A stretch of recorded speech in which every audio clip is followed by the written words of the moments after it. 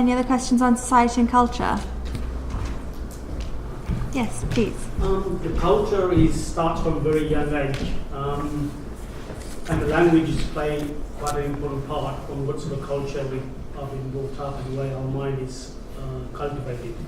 So, if the Sanskrit is so old, what should we do, or in Britain, or as a Hindus living in Britain, to promote and go back to the roots to start learning Sanskrit? What's the mechanism? Oh, Dr. Cross. That's my question. Yeah. So if all these ancient scriptures are in Sanskrit and these teachings are in Sanskrit, what should we be doing in modern Britain today to try and bring those teachings relevant to our children? Because the teachings are in Sanskrit. Because the teachings are in Sanskrit. Well, I don't think the teachings are in Sanskrit. Only in Sanskrit. I can't read Sanskrit myself, but I think most of the Hindu teachings have been available to me. They're all in translation. They're all in quite effective, good translations, and they've been widely discussed by serious scholars in the West for at least 200 years. We can go right back to the philosopher Schopenhauer, who was the first great Western philosopher to take Indian thought seriously back at the beginning of the 19th century. He read the Upanishads in the very first translation that was made into a European language. It was translated into Latin, and he read it in that form. He studied it throughout his entire life. He guided his life by it.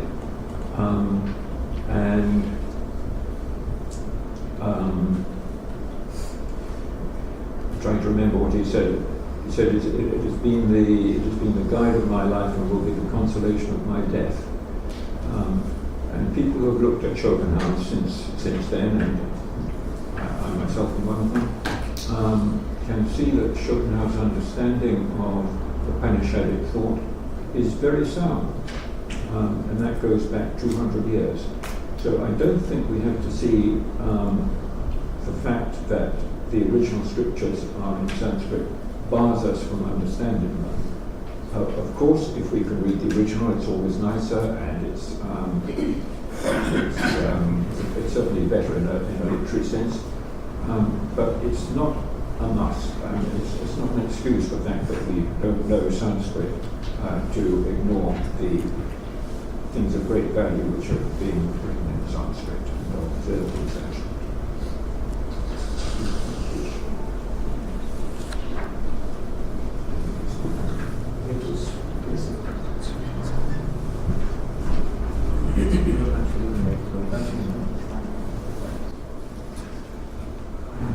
I don't think so any culture builds in a language. Its culture is the elevation of your mindset, of an animal to human, human to divine. So human to human, human to divine. That process is a culture. And a culture of diamond as well, similar way. Only the language is necessary to convey those values. Fortunately, at the Hindu tradition, our reformers and gurus were translated all those, narrated in Sanskrit language. To understand those values, we need a language. And that's why the language is important, to read and understand that one. But to practice a culture, we only need a mindset or consciousness, that's it. And only the language is for narration basically. So to understand that whole process of reformation and creation of that mindset, universal dharma mindset, then these scriptures are in Sanskrit. That's why the language helps. Definitely, the meaning can be lost in translation. That's why the understanding the language is more important, like he also mentioned. But practicing a culture is a mindset. Even the no language also, person can be complete deaf and dumb person also can practice a culture without a language. So if you were to practice it without the right understanding, then don't you think that practice would be wrong? Because you don't have the right, you might not have the true understanding after studying Sanskrit. True understanding will come according to me eventually. Because you are practicing with the people around you. You see the people. So therefore, everything is an Upanishad. Upanishad means you sit with that person, you be with that person. Be with means not reading with that person. You observe the person, you practice with that person. No practice is a perfect practice. No time is a perfect time.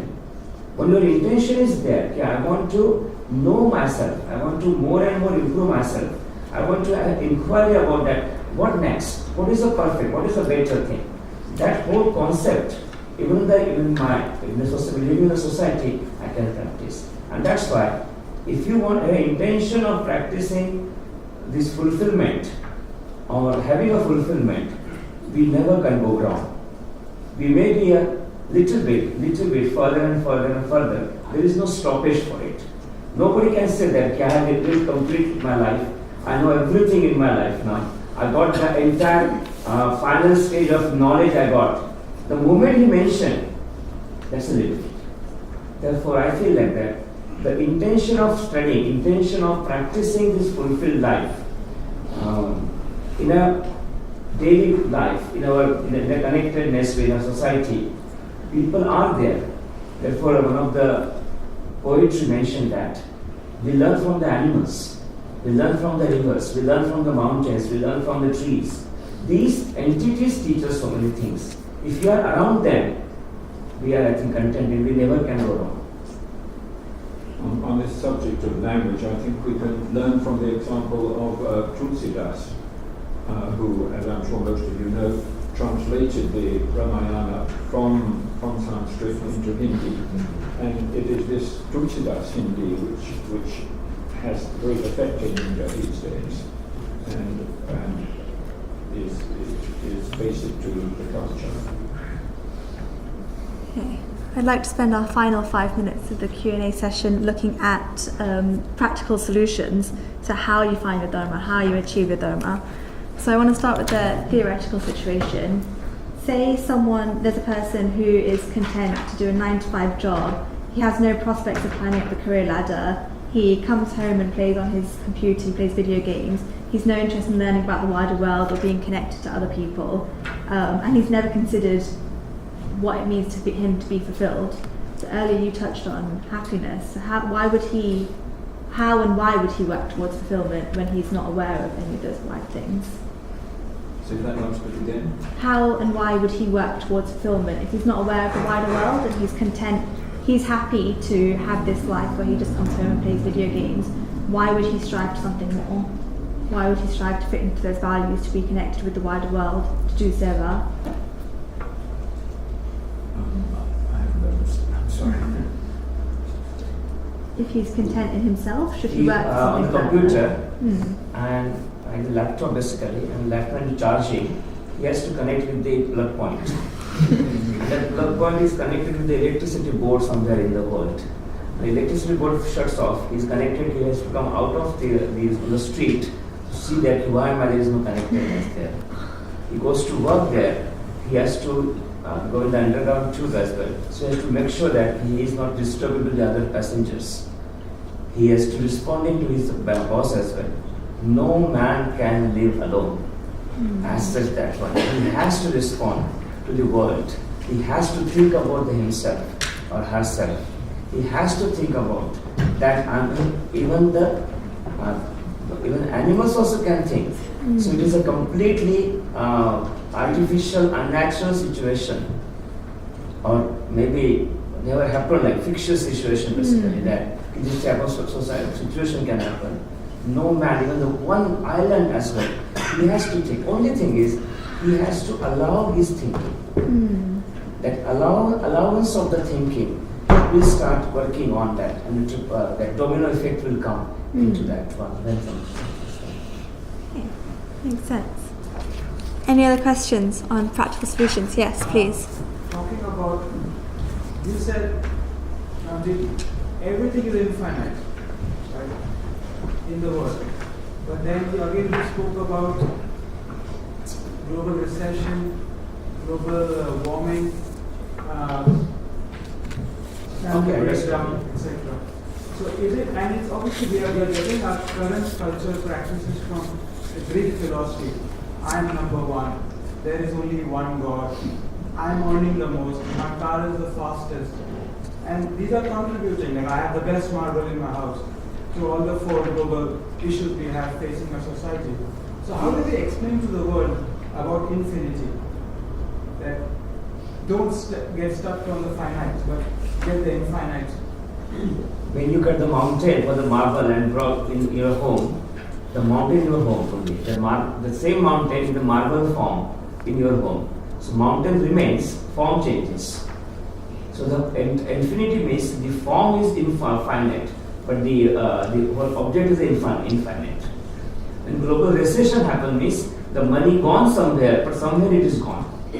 When global warming also happens, when you cut the forest turn into the coal, or in houses as well. Therefore, forest destroyed, but something is always maintained there. And that's why in the whole concept of infinity means the form changes, but it is always remains there. We want that the form should also sustain that proportion. That is the whole concept of our prosperity in the world. Materialistic world means what exactly? So we want that those forms also will remain as it is in that proportion. Because that proportion of the plant, proportion of the trees are important for the human being as well. That proportion of in that mountain or the river, the water in the river also needed. And that's why the form is more important for us. That proportion is important, but actually the matter is always infinite in that sense. So when you put the marble in your home, the mountain doesn't get destroyed, but that mountain is the form of a floor in your house as well. But we want that floor to become as a mountain again. That is the whole process of going backwards. As a matter of fact, when we look at the world, when we look at the world as we are now, we are always thinking in the back of our mind, unconsciously very often, is it good for me? Anything we see in the world, this thought goes on in the back of our mind. It's always there. Is it good for me? Is it dangerous for me? We're always relating it to our well-being, to our own individuality, in fact. And the ultimate purpose, as I understand it, of the Hindu religion and of any religion, and especially of mystical thought, is to change that, so that we no longer relate everything subconsciously most of the time to our own well-being. And this, one way of doing this is, of course, the bhakti path, where we replace this constant interest in our own well-being. We give it to the deva, to the guru whom we are worshipping. There's also a path of knowledge to do it. But the essential thing is to change this principle that everything relates to my well-being. Is it good for me, or is it dangerous for me? It's a very good point. Okay, I'll take one final question. Please. Earlier you mentioned that culture doesn't have any language, but I came to this country around 16 years ago. What I have noticed is kids who have followed or learned their language, for example, the Punjabi ancestor, the kids who learned the Punjabi, same with Gujarati, whoever learned their ancestral language are following the culture. And who have not learned their language, majority of them not following their culture. And it is contradicting your quotation, what you said. Culture is no boundary for that. So preservation of the same answer basically. Preservation of all the varieties in the world is a culture, isn't it? So if I control myself, for example, if I'm following, I'm from Africa, I don't know Sanskrit. I belong to one of the village where there are so many trees are there, mountains are amazing there, there's a nice river there. So my action is that preserve all those entities. Is a culture. If any action will destroy that entities, is a adharma, is a non-culture. And that's why one of the entities are also language. if all the languages will get destroyed, and we all will start speaking only one language, that is a destruction of the culture. Like only eating them from the Subway and Burger Kings and McDonald's was basically. So keeping the variety in the world, for that one the human beings should work, try. That is mainly the cultural nation, the cultural notion. And that's why, do not just think about the Bharat and Bharatiya and Indian Hindu culture. Anywhere in the world, we have to preserve all the languages in the world. So therefore, by speaking of Punjabi and Hindi, what we are doing, we are preserving that cultural one notion. If you don't speak that language, means we are destructing one entity of that entire universe. Similarly, when I build a house and I destroy 4 trees, and I do not plant a single tree, exactly similar way I am destroying the culture, like destroying the language as well. So therefore, sustaining, like I mentioned, dharma means that by any action, the entire universe should sustain. All the entities should sustain, including language. And that's why we need to think about that in a completely universal way. My fulfillment of my life will be of sustenance of that the culture, and therefore the sustenance of the language also be part of the sustenance of the culture. By not speaking our ancient languages, we are destroying, because we are not preserving that speciality, that diversity. And keeping the diversity is also part of it. Great. And with that, I'd like to draw tonight to a close. So I want to thank all our speakers for coming.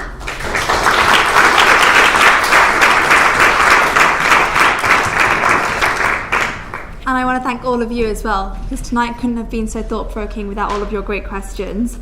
Another thank you to the Greenwich Hindu Society and the National Hindu Student Forum, who supported us in getting this venue and for the smooth running of this event. Our next London event will be in summer this year, and it'll be looking at terrorism, so a very topical subject considering recent events. We'll be sure to share details with you as soon as possible so that you can save the date in your diaries. And if you happen to be in Leicester in June, their next event held by the Leicester team will be on whether prostitution should be legalised, so another highly disputed topic. You can see that we at VM really like to pick challenging topics that try to challenge our preconceptions, so please try and make both if you can. We've looked at timelessness, and we've looked at how connected we are to other people, the role that culture plays in deciding what makes me feel fulfilled. We looked at what happiness plays in that role, and there's a lot that I'm going to take away from this in terms of the values that I should be living by, and I hope that you all found this really insightful as well. So please like us on Facebook, follow us on Twitter, Instagram, Snapchat. We all have all of those channels. But most importantly, get talking to your friends and family about your personal fulfillment and your dharma. I've never questioned mine so much up until the past few months leading to this event. And while I still don't feel like I know the answer, I feel like I've come a long way along the journey. I feel like I've learnt a lot about myself in the last few months. You should all have feedback forms, and if you don't, please take one from one of our team. Please fill them in, because they're really useful in making sure that we can make these events as tailored to you as possible and as useful as possible in the future. So please do fill them in and give them back.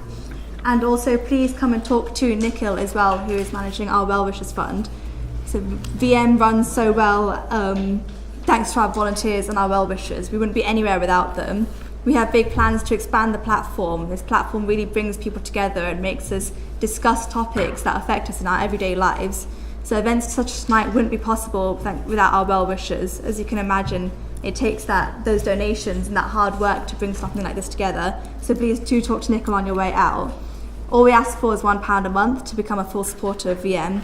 And in return, we promise to keep bringing great events such as the one tonight and others that we have planned for the rest of the year. So again, thank you. Good night.